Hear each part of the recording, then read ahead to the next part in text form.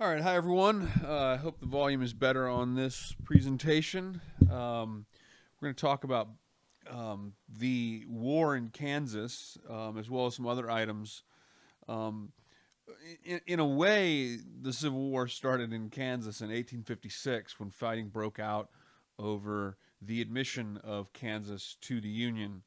And this became really a critical factor in basically crystallizing the sectional divides in the United States at this time.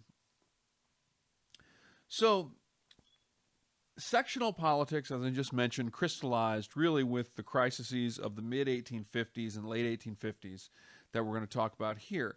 Um, President Franklin Pierce was elected in 1852. And after the defeat of the Whig Winfield Scott, who is also, like Zachary Taylor, a hero from the Mexican-American War, you will, in the course of the 1850s, really in the course of the crisis over Kansas, see the formation of the Republican Party. The Republican Party is really a microcosm of the sectional politics and the sectional problems of this time. So, key figures like Henry Clay and Daniel Webster, the great compromisers who were last involved in the Compromise of 1850 over California, after these individuals die, the Whig Party was sort of in disarray, and there was a lot of other competing smaller parties, like the Free Soilers, for example. And the Republican Party really founded itself on various tenets that were taken from all of these other parties, from the Whigs, the Free Soilers, the Know Nothings, and even some Northern Democrats that were angry over Kansas, Nebraska, would join the Republican Party, and the Republican Party becomes a truly sectional party. The Democrats at this time are not a sectional party. There are Northern Democrats like Stephen Douglas from Illinois. There's many Southern Democrats, obviously. The South was far more Democrat exclusively than the North, but there were Northern and Southern Democrats. So the Republican Party is really the first sectional party. And its creation as a response to these controversies over Kansas, Nebraska, and the Dred Scott decision really enhance and crystallize this divide in the United States, the divide over slavery, over federal power, over states' rights, and especially, of course, expansion and the movement of slavery into new territories. So this is a map. This is circa 1856. This is a map of the United States kind of depicting the pre-Civil War sectional divide. The free states, of course, the northern states and the free states are, of course, in red. The slave states are, of course, in the gray. Kansas and Nebraska is this area in the middle, and it is, in this kind of yellowish natural color of the print. And, of course, you can see the line that draws through the unorganized territories in green. And that line, of course, is the Missouri Compromise line. When you look at this, you certainly can see some of the issues with the South. The North had increasingly, and you'll see this changing, of course, but the North had increasingly sought to, at the very least, maintain the 3630 line and prohibit slavery from new territories. The South, of course, wanted to continually expand the territories that could decide one way or the other, free or slave. And it's obvious by looking at this because there's clearly many more territories in the West that would be coming in as free than slave. And so you will see, Southerners increasingly champion the idea that slavery should be able to expand, slave states should be able to expand their influence into the new territories, and that becomes really at the heart of some of the disputes over Kansas, Nebraska. So the Kansas-Nebraska Act actually was largely a product of Stephen Douglas, who you see pictured here. And Stephen Douglas was an Illinois senator. Is really involved wranglings over where the transcontinental railroad line would go. The United States obviously had not constructed a transcontinental line, and the process for constructing it was very much occurring at this time. Of course, the transcontinental line would be finished in 1869. Well, the debates were whether it would be a southern route or a northern route, and of course, you wanted the transcontinental line to go through your section because it would enhance the commerce and trade and economics. The southern route was probably the most feasible. It was the easiest to go over. It was, in some cases, the most organized. There was the least amount of unorganized territory in the southern route. The Gadsden Purchase, which is actually the little very bottom portion of Arizona. It's a small area of land with really just open land. It's desert. It's nothing of great value. But it was purchased, and actually Secretary of War Jefferson Davis, yes, the future Confederate president, was the one who was actually sent to purchase the Gadsden Purchase from Mexico in 1853. The issue with the northern route was that territories, particularly Nebraska Territory, was not organized, and there were a lot of problems with conflicts with Native Americans. It was an unorganized territory.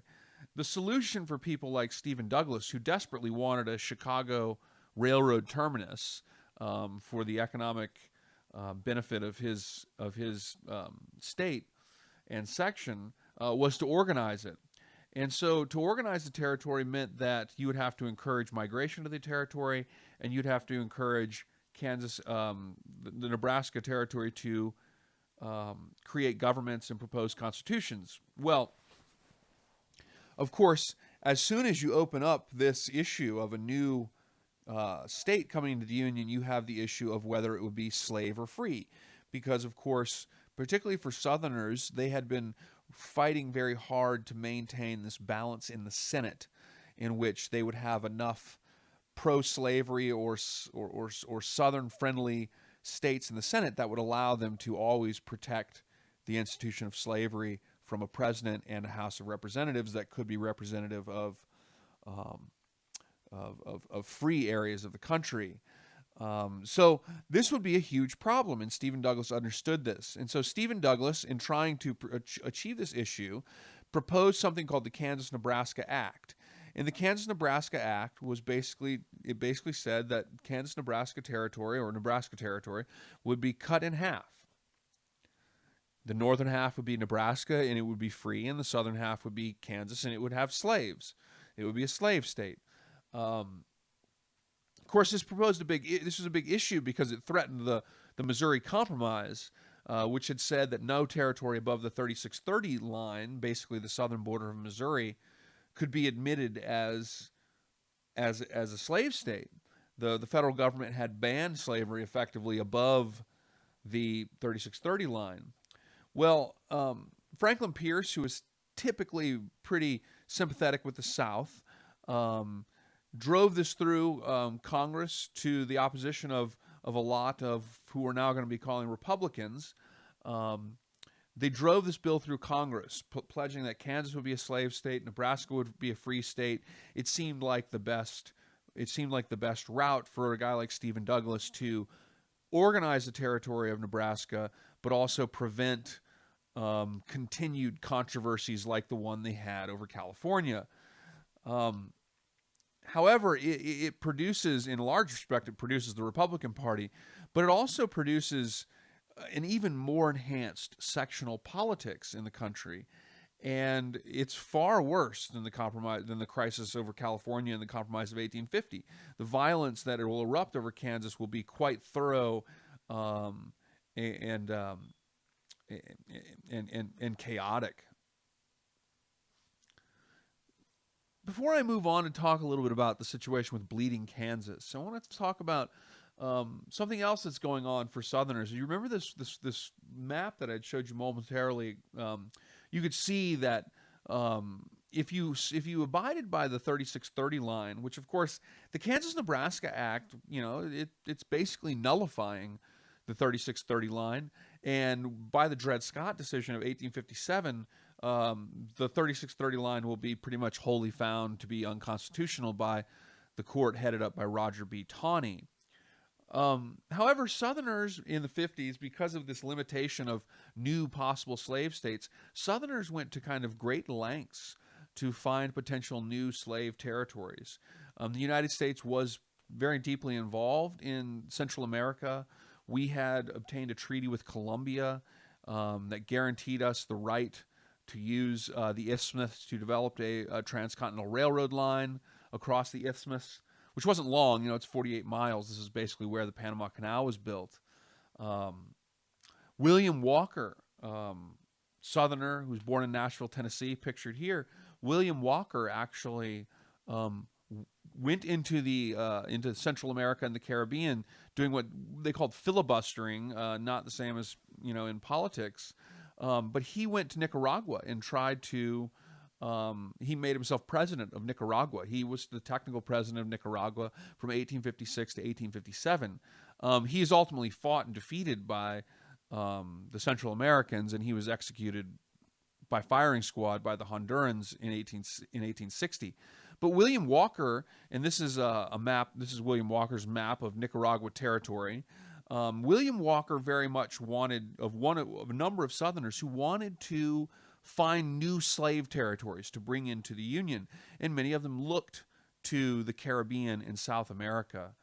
Nicaragua was particularly a desirable location because of Lake Managua, the big lake you see there, which there were, during this time period, significant movements to try to build a canal there. There's also initiatives on Cuba, and Cuba, of course, the island just off the coast of Florida. Cuba was part of the Spanish Empire. And Franklin Pierce administration, they had actually toyed with something called the Austin Manifesto, which suggested that Pierce administration would make an offer to buy Spanish Cuba, and if they did not, that the Pierce administration would actually try to take Cuba from Spain by force. Very controversial, and of course the Pierce administration scrapped the idea after it was leaked. But it was another idea. Well, maybe we could go and create a new slave territory in Cuba. These were all in attempts to insulate the southern section. These were attempts to insulate the southern section, which really defined itself through the institution of slavery. Here's another image, Central America. You can see where Nicaragua is.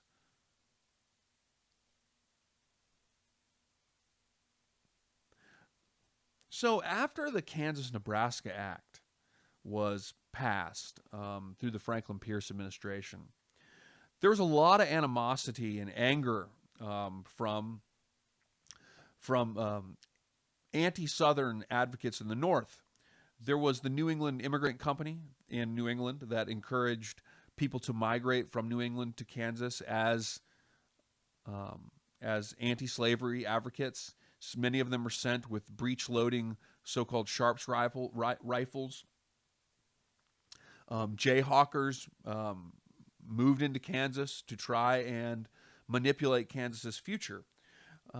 So what the northern anti-slavery forces were trying to do is they wanted to increase the anti-slavery population to such a degree where that when the state began to organize its government, that they could elect anti-slavery people to the government, and that those anti-slavery people could then effectively, through popular sovereignty, which popular sovereignty means that the people should be able to dictate the choice, free or slave, of their state, that the people could then, through that government, vote to move Kansas out of the kind of southern slave support area.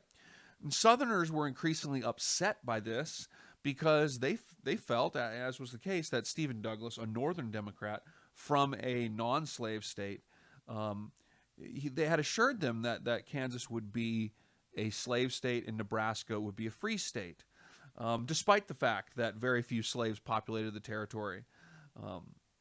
So as it so happens, there's going to be an organized vote for the state Congress, the legislatures of the state.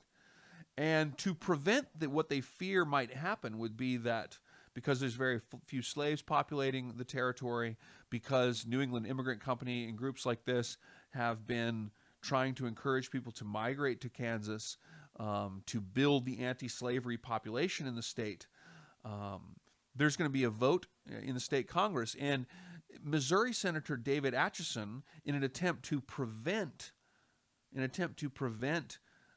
Kansas from voting in an anti-slavery legislature that, despite the clause that Kansas should be a slave state, could pass legislation, could create a constitution that would nullify that. So Missouri Senator David Atchison encouraged pro-slave border raiders and illegal voters to cross into Kansas from Missouri in droves, in thousands at times.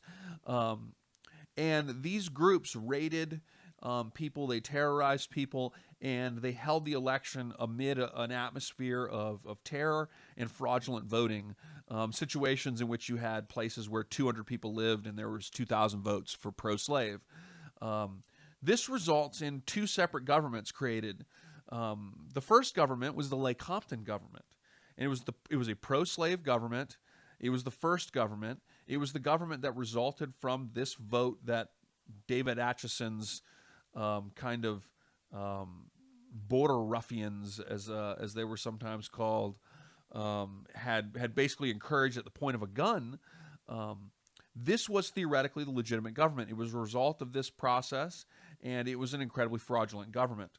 The basis for which it had come to power was on illegal votes and terror, basically. The Lecompton government had proposed a very harsh enforcement of slave rules and laws that included the death penalty for supporting abolitionary movements or supporting abolitionary activities in the territory in the state. The other government was the Topeka government, and this was the anti-slave government, and it was created by anti-slave advocates in protest to the Lecompton government. So you have two governments in the South. You have two governments in Kansas. Kansas descends in 1856. Kansas really descends into a state of kind of guerrilla warfare and terror warfare, in which some 200 people were killed in 1856 over this. It began with violence on both sides. On one side, you had the pro-slavery forces sack the city of Lawrence. The anti-slavery advocates who were protesting, if you will, the pro-slavery government refused to fight. They chose not to resist lest the situation deteriorate. And so the pro-slavery forces were basically allowed to attack Lawrence unabated. And they plundered and destroyed and looted the city.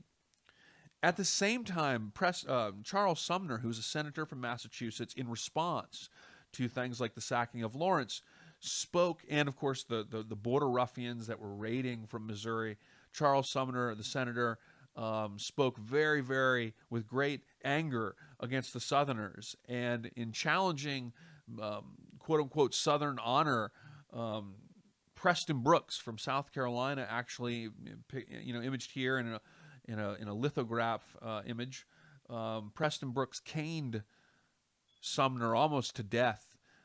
He hit him on the head with it had a gold handle on the top of this cane, and Charles Sumner was beaten. I mean, he was hit some 30 times, and he had to go to Europe at one point for special treatment. He had psychological issues. He continued, and he would remain in the Senate until the Reconstruction period after the Civil War, but he spoke with a lisp.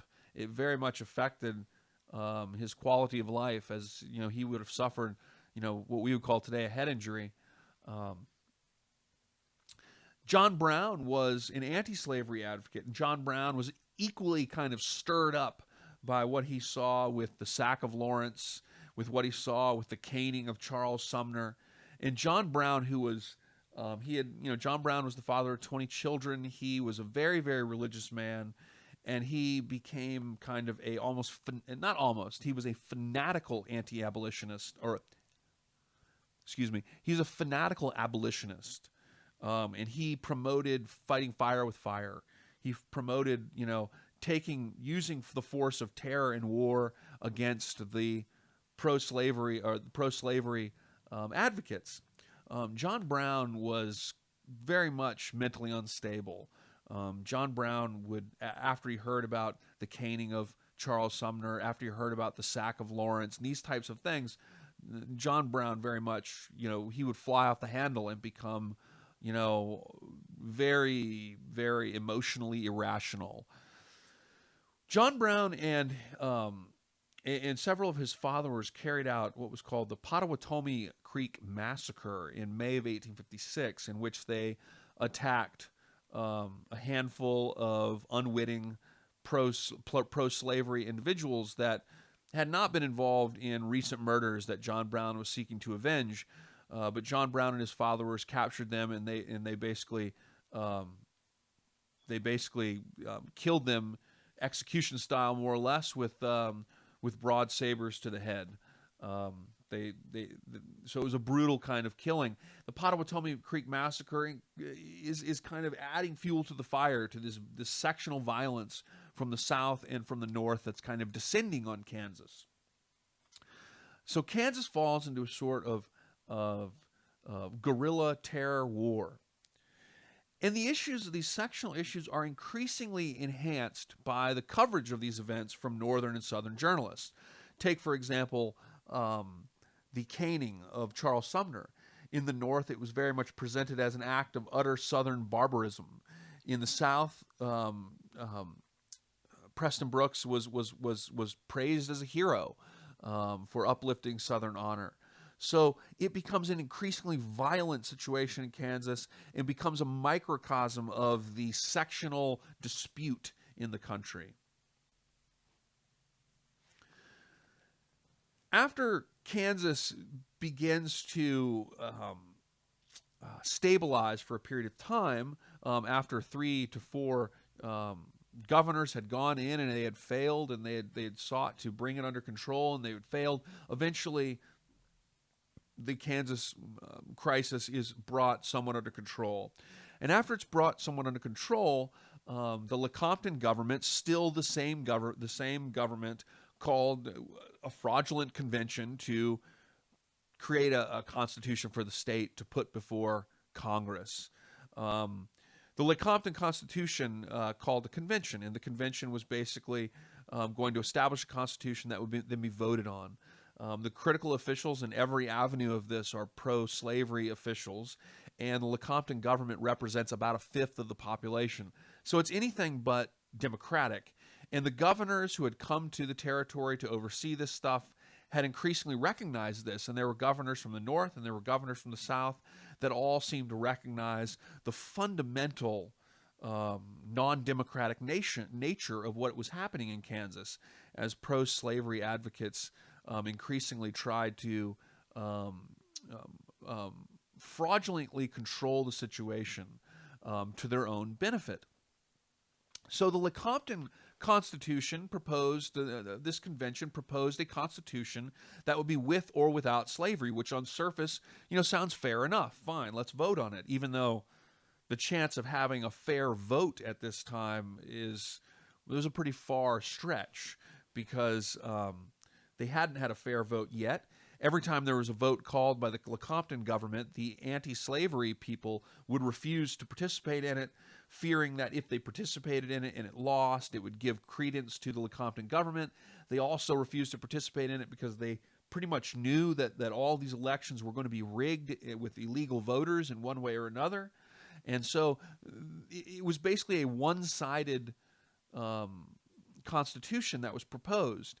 The Constitution said that if you vote for it to be without slavery, it would give unlimited protection to slave owners already in Kansas to protect their property rights. And the big issue for the anti-slavery side of things was, what do you do about people who bring slaves illegally into the territory? Under the Lecompton Constitution, any slave that was brought into the territory would automatically be an authorized slave, regardless of whether or not they had come in there illegally or not. The Constitution was put before Congress, and actually President James Buchanan, who is pictured here, regarded as one of the worst presidents in the country's history, if not the worst. And historians believe they put him in that category largely because Buchanan Buchanan did not have the gumption to really stand up to the issue when he really needed it. And this was one example of this. President James Buchanan had originally, and even though he was voted in largely by Southern votes, President James Buchanan had, as president, said he would not support the Lecompton Constitution. He had to flip-flop, or at least he felt he had to flip-flop, and he turns to support it.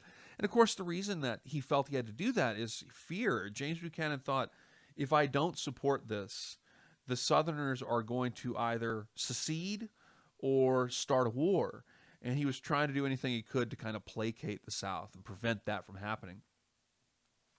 Stephen Douglas was outraged and actually expressed his outrage directly to Buchanan. He's outraged not necessarily because of slavery or free. It was originally Stephen Douglas who said Kansas should be a slave state. But Douglas believes fundamentally in what will eventually be called his Freeport Doctrine, and that is the idea that the people in the states, regardless, should be able to decide through popular sovereignty whether or not a state was free or not. He was angry because it wasn't democratic. It was rigged in favor of pro-slavery, and he believed that if the populace there was majority anti-slavery, then the state should be a free state, regardless of what had originally been said in the KansasNebraska Act. The Senate, of course, passes Lecompton. The House literally fought over it. There was one night, there was a melee on the floor of Congress. It's hard to imagine today such an event happening. It doesn't pass. Lecompton doesn't pass. And between this, Kansas will descend again into war as factions fight over trying to determine which direction the government will go. There's going to be a number of various types of governments that are offered. And eventually in January 1861, Kansas, before the war starts, Kansas is brought in as a free state. Now, of course, at that time, you can really get a feel for just how tense things must have been. I mean, January 1861 is a couple of months before Lincoln's going to be inaugurated. It's in the midst of the beginning of the secession crisis. Your deep South states had seceded. So you can really see how Kansas, and the fighting in Kansas remained intermittent at this time. And so you can really kind of get a feel for how in Kansas the Civil War in a lot of cases was happening, and in a lot of cases the issues that caused the sectional crisis that led to the Civil War really crystallized and came together over Kansas. And very much the country, North and South, free, pro-slavery and anti-slavery, descended on Kansas and attempted to use Kansas as a way of charting the future in terms of freedom or slavery in the nation. Last thing I want to mention, I do want to mention the Dred Scott decision briefly. This is another significant factor, especially when you couple it into the KansasNebraska Act and what the KansasNebraska Act asserted about the 3630 line, the Missouri Compromise line. So, of course, you guys probably know, I'm sure you guys have heard the story of Dred Scott. Dred Scott was a slave whose master took him to the north into places like Illinois. And ultimately, Dred Scott, after being really encouraged by white friends of his from Kansas, he was encouraged to sue for his freedom. It was not an unprecedented case. Slaves had successfully and unsuccessfully sued for their freedom in places like Kentucky. So this was not, it was not completely unheard of. However, the Dred Scott case goes up to the Supreme Court of the country, and it becomes a case that Roger B. Taney, who's a Chief Justice, a conservative Chief Justice from Maryland, that Roger B. Taney wants to make the decision that kind of characterizes the court's position on the constitutionality of major issues in the country at the time. The decision was made that Dred Scott could not sue for his freedom. That Taney made the decision, or he didn't make the decision, but he wrote the decision. He wrote the precedent that the Fifth Amendment provided protection of private property, even when it's illegal in another state. So Scott had no right to sue for his freedom, and Scott could not be a citizen.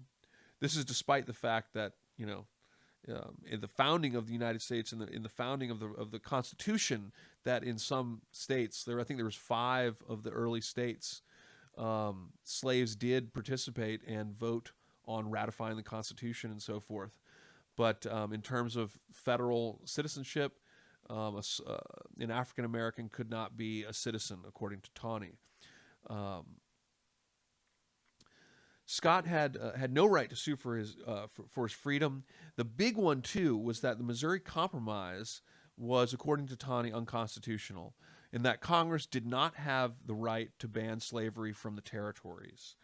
The reaction to that was a very significant development, and of course it encourages Stephen Douglas, the Illinois senator, to begin to develop his Freeport Doctrine, which promotes popular sovereignty in the new territories. But the Northern reaction is largely to A, ignore the court ruling, and to B, further kind of assert, a kind of sectionalist position on the issue. This is really what gave Lincoln his kind of early political claim to fame. Lincoln even asserted a conspiracy over the issue with the Supreme Court and James Buchanan and Stephen Douglas, and Lincoln famously came to the assertion that that a house divided cannot stand. That Lincoln said that the country can't remain part free and part slave. And Lincoln was a free soiler. He was opposed to slavery, and Lincoln begins to assert that the country is going to have to, slavery is going to have to end ultimately. And so you can see now how the Dred Scott decision, the KansasNebraska Act, these types of things are really adding a very significant amount of fuel to this fire over sectional politics and slavery and the question of new territories and new states. So you can really start to see the animosities and the anger developing towards the Civil War. I hope this helps. I hope it's clear, guys, and let me know if you have any questions.